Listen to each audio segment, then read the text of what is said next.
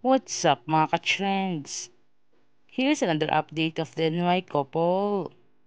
Last day, on recess activity, recess peer band posted on Instagram, her day in Louis Vuitton tasting the food and savory.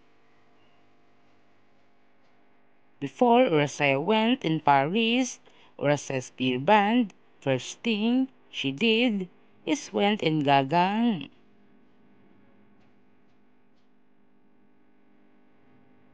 Arsaya posted on Instagram and captioned it, LV, the place of Bangkok, amidst the distinctive restaurant Gagan at Louis Vuitton, House Ambassadors indulges in the gastronomic universe as she samples an array of dishes accompanied very own Chef Gagan experience an exquisite food journey based on the 5S, the sweet, sour, salty, and spicy, and surprise from the Maison exclusive seasonal menu in its first restaurant in South Asia and reserve a table via link in bio.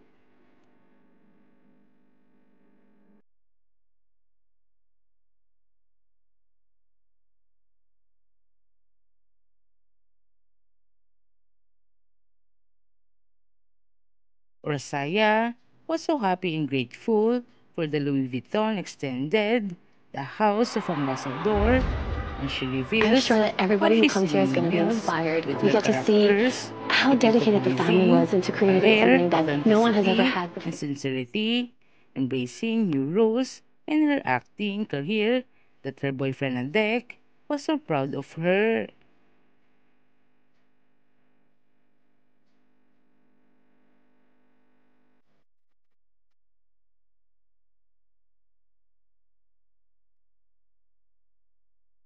Rosaya was very thankful and thanking everyone who really trusted and appreciated her, especially for all of her works.